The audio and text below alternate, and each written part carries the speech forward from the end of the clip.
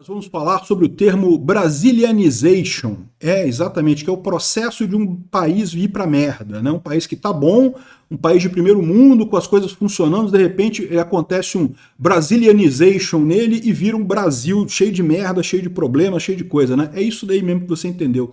O nosso país virou exemplo de coisa errada no mundo. E não é sem sentido, né?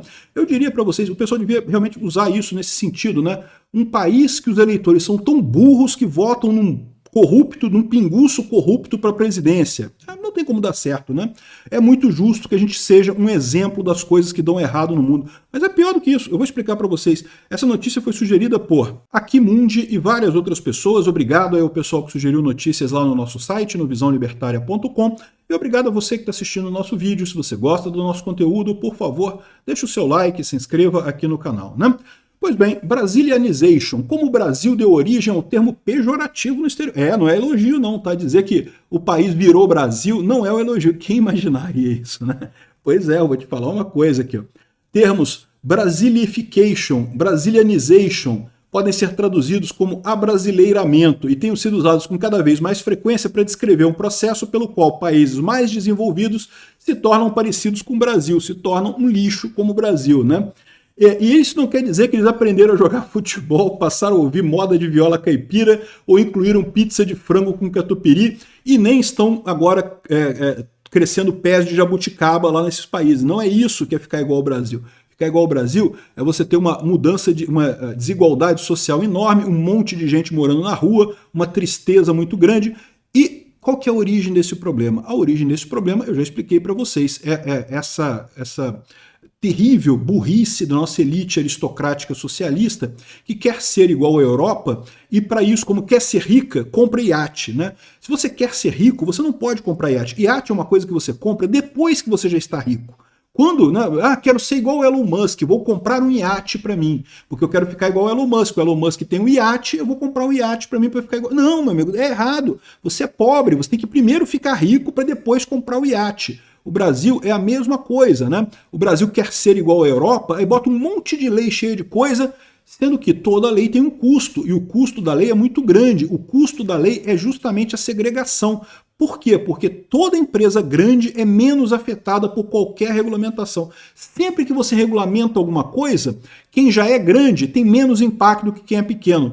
Eu escrevi sobre isso, eu fiz um vídeo sobre isso lá no meu canal Ancapsu Classic, a tragédia dos inteiros, em que eu explico o porquê que isso, toda lei, 100% das leis tem custo, todas elas têm custo. Esse custo é pequeno para grandes empresas e é grande para pequenas empresas. 100% das leis tem isso, né?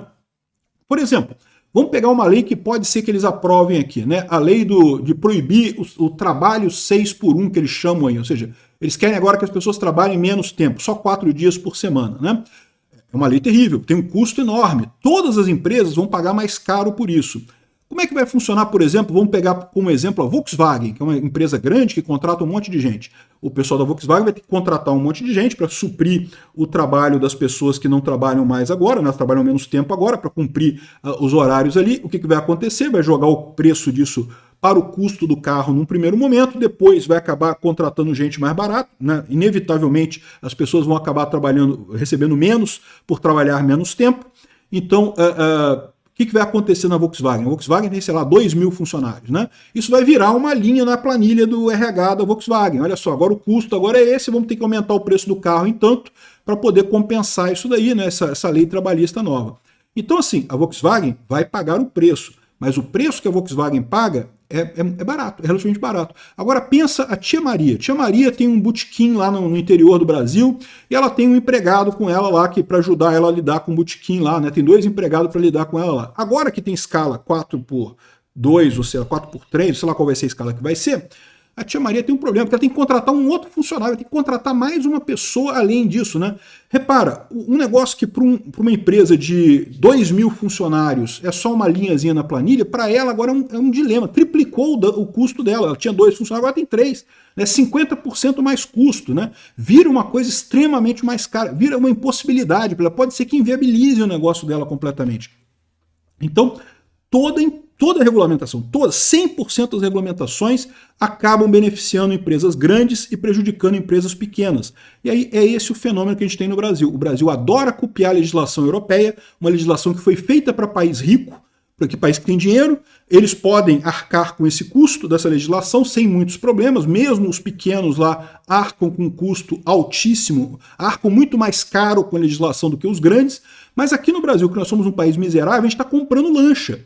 A gente quer botar a legislação padrão europeu aqui, porque a gente quer ser igual à Europa. Vamos botar padrão europeu aqui no Brasil e coisa e tal. O que acontece? Você ferra as empresas pequenas. Se você ferra as empresas pequenas, você acaba exatamente com o que eles descrevem o termo aqui, Brasilification.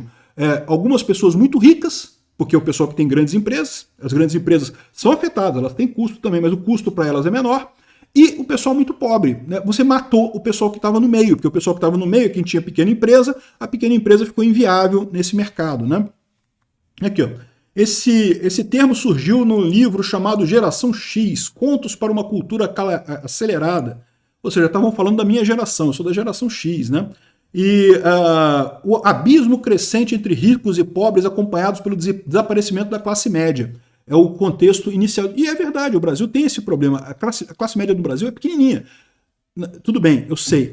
Saiu recentemente uma estatística do Portman dizendo que a maioria do Brasil agora é classe média. Mas você sabe, esse é o número do Portman. Isso não é de verdade, né? É só número para fazer propaganda para o Lula, todo mundo sabe disso. Ninguém leva a sério esse número da classe média do Portman lá no IBGE, né? Mas o problema do Brasil é justamente esse. Você acaba ficando com muita gente muito rica e muita gente muito pobre. Diga-se de passagem, a Europa está passando por esse mesmo problema, está se abrasileirando exatamente por isso. Leis demais, regulamentação demais. Toda regulamentação custa mais caro para o pequeno do que para o grande. Com isso, você acaba aumentando a desigualdade de renda. Isso quer dizer que tem que ter zero regulamentação? É o que eu acredito. Mas mesmo que você não acredite nisso, que você acha que tem que ter algum meio termo nisso aqui, lembre desse princípio. Toda lei tem um custo. Esse custo é pago pela população. E é pago mais caro pela população mais pobre do que pela população mais rica. 100% das leis. Então, quanto mais lei você tiver, mais você oprime o seu povo. Por mais que seja a melhor intenção do mundo. Não porque a gente quer um sistema de código de defesa do consumidor, que as pessoas não sejam prejudicadas por empresários malvadões e não sei o que lá. Sabe o que acontece com isso? As grandes redes de varejo, isso vira uma linhazinha na planilha deles lá e não tem problema nenhum. Aumenta o preço das coisas, diminui o valor do salário, aumenta as coisas e pronto, virou zero problemas para grandes redes de varejo. Para o pequeno comerciante, sei lá, a bodega da tia Maria, que vende não sei o que lá, a pessoa entrou com uma ação contra ela, ela quebra. É uma empresa pequena. Entrou com uma ação no CDC lá, quebrou a empresinha da tia Maria lá, que ela tinha.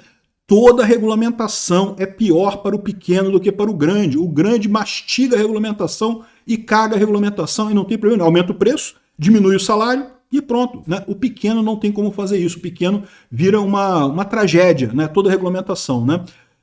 Não deixa de ver esse vídeo, porque eu falo muito mais coisas sobre esse aspecto, tem muito mais argumentos sobre esse aspecto de como que toda lei é ruim e toda lei prejudica o pequeno, muito mais do que o grande.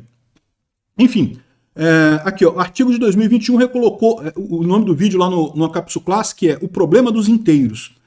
O artigo de 2021 recolocou o termo em debate, o pessoal colocando isso daqui, justamente criticando a Europa por conta disso, né? O abrasileiramento da Califórnia. A Califórnia é um outro caso. A Califórnia é um estado progressista americano, começaram a criar um monte de lei, um monte de lei, um monte de lei. É exatamente esse o problema. Esse é o Brasilification, né? Você querer criar um monte de lei, achar que resolve problema com lei. Não, lei não resolve problema nenhum. O governo resolve exatamente zero problemas. Nenhum problema é resolvido pelo governo. O governo só muda o problema. Ele transforma um problema em outro. E tipicamente transforma problemas em inflação. É o mais comum disso. Como eu falei para vocês, toda lei tem um custo e tipicamente as empresas repassam esse custo para os clientes ou para os trabalhadores. Então é sempre assim. E o governo brasileiro, que é um governo burro, uma elite brasileira tapada, uma cambada de idiota com QI de macaco, que fica com esse negócio de não, vamos criar leis para resolver problemas. Não, porque eu vou fazer um CDC aqui maravilhoso para resolver os problemas. O que acontece? O rico tem custo, mas o rico repassa o custo para os clientes dele. O pobre vai à falência, o pobre quebra. E aí você tem cada vez mais desigualdade social. O governo diz que está resolvendo o problema, não está resolvendo problema nenhum, né? Isso é Brasilification, né? Como diz aqui eu gosto muito desse site, eu tenho um monte desses quadrinhos lá em casa. Despair.inc, né? É um site de frases ao contrário de inspiradoras, frases para fazer você pensar, para você tomar cuidado, né? Então, por exemplo, tem esse quadro aqui, eu acho que eu até tenho uma caneca com esse cara aqui, com esse quadro aqui. Mistakes, erros. Pode ser que o propósito da sua vida seja servir de aviso para outros. Você já parou para pensar nisso? Meu amigo. Pode ser que o propósito do Brasil... Eu estava pensando nisso outro dia, né? Todos os países, assim, muitos países têm um propósito, né? Os Estados Unidos surgiu com o propósito de espalhar a liberdade, né? Manifest Destination, né? O destino manifesto dos Estados Unidos, que é espalhar a liberdade pelo mundo e não sei o que lá, e vai ser tudo americano no futuro e não sei o que lá. Eles têm um propósito, né? Israel é um país que tem um propósito também, propósito de preservar a cultura judaica, de ser um porto seguro para os judeus no mundo, ser um beacon, né, um farol de liberdade para as pessoas, para os judeus no mundo, né, um porto seguro para todo mundo. E esses países crescem muito exatamente porque tem essa visão, eles têm um papel no mundo. Né? Qual que é o papel do Brasil no mundo? Talvez seja esse. Infelizmente, né? Isso daqui também é uma frase do Ashley Brilliant, que disse isso, né? Pode ser que o propósito da sua vida seja servir como alerta para outros, né? Pois é possível que o Brasil tenha exatamente essa função.